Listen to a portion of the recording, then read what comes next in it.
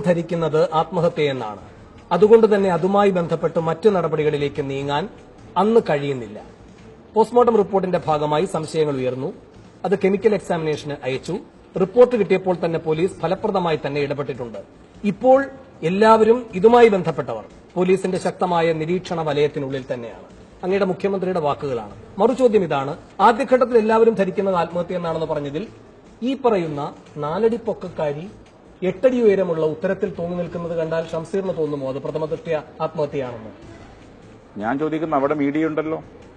നിങ്ങളിപ്പോ എല്ലാത്തിന്റെയും പിറകെ പാഞ്ഞ് ഈ ചിലരൊക്കെ പർവ്വതീകരിച്ചുകൊണ്ടുവരുന്നവരാണല്ലോ. നിങ്ങൾ അന്ന് കൊണ്ടുവന്നില്ലല്ലോ. ഇവിടെ കേരളത്തിന്റെ മുഖ്യമന്ത്രി പറഞ്ഞ കാര്യങ്ങളുണ്ട്. പ്രഥമദൃഷ്ടി അന്ന് ആർക്കും തന്നെ തോന്നിയില്ല.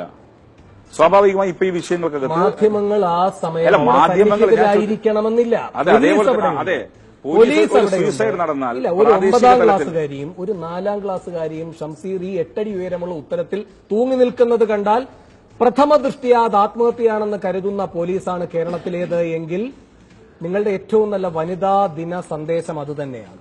അല്ല, ഞാൻ ചോദിക്കുന്നത് ഇത്തരം സംഭവങ്ങൾ അവിടെ വാർത്തയാകുമ്പോൾ അവിടെയും മാധ്യമങ്ങളുണ്ടല്ലോ. നിങ്ങളും ഇപ്പൊ 40 ദിവസം കഴിഞ്ഞിട്ടല്ലേ നിങ്ങൾക്ക് കൊണ്ടുവരാൻ പറ്റുന്നല്ലോ. കെമിക്കൽ എക്സാമിനേഷൻ റിപ്പോർട്ട് കിട്ടാൻ വൈകിയിട്ടുണ്ട്.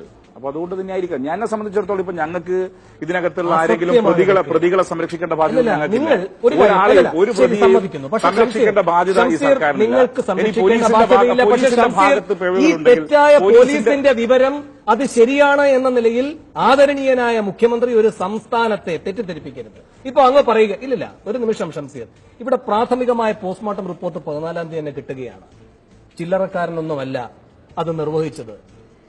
ഈ പറയുന്ന ആ സ്ഥലത്തെ പാലക്കാട് ജില്ലാ ആശുപത്രിയിലെ ഫോറൻസിക് വിഭാഗം സീനിയർ കൺസൾട്ടന്റ് ജില്ലാ പോലീസ് സർജൻ കൂടിയായ ഡോക്ടർ PB ഗുജറാളാണ് ഇത് സംബന്ധിച്ച വിവരങ്ങൾ കൈമാറുന്നത്. അപ്പോൾ തന്നെ പറയുന്നുണ്ട് ഗുഹ്യഭാഗത്ത് അസാധാരണമായ മുറിവുകൾ കാണുന്നുണ്ട് എന്ന്. അവിടെ തുടങ്ങേണ്ടിയിരുന്നില്ലേ നടപടി?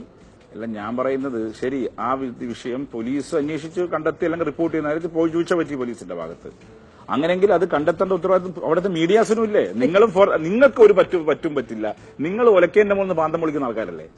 നിങ്ങൾ എന്തുകൊണ്ടാണ് ഈ കാര്യം കണ്ടെത്താതിരുന്നത്? ഷംസീറിനെ പോലെയുള്ള ആളുകൾ തന്നെ വേണം. നിങ്ങൾ കണ്ടെത്താൻ പറ്റിയില്ലല്ലോ. ഞാൻ ഒരു കാര്യം ഞാൻ പറയാം, ഞാൻ പറയാം, എന്നെ കംപ്ലീറ്റ് ചെയ്യാൻ വിട്. ഈ കാര്യത്തിൽ സർക്കാരിന് ഒറ്റ വിഷയമുള്ളൂ. പോലീസിന്റെ ഭാഗത്ത് വീഴ്ച ഉണ്ടെങ്കിൽ നടപടി സ്വീകരിക്കുമെന്ന് പറഞ്ഞിട്ടുണ്ട്. ഞങ്ങൾക്ക് ഒരു കാര്യത്തിൽ ഞങ്ങൾക്ക് 100% എന്റെ ഗവൺമെന്റിനെയും ഷംസീർ ആദ്യം പറയുന്നു പോലീസിന് വീഴ്ച പറ്റിയത് മാധ്യമങ്ങൾ പുറത്തു കൊണ്ടുവരണമായിരുന്നു എന്ന്. മാധ്യമങ്ങൾ പുറത്തു കൊണ്ടുവന്നതിന്റെ മുകളിലാണ് നിങ്ങൾ വീണ്ടും ഈ പോലീസ് ഭാഷ്യം തന്നെ അടിച്ചേൽപ്പിക്കുന്നത്.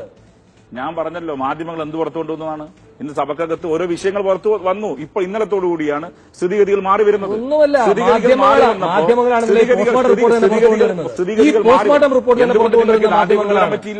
നിങ്ങൾക്ക് എന്തുകൊണ്ട് ആദ്യം കൊണ്ടുവരാൻ പറ്റിയില്ല?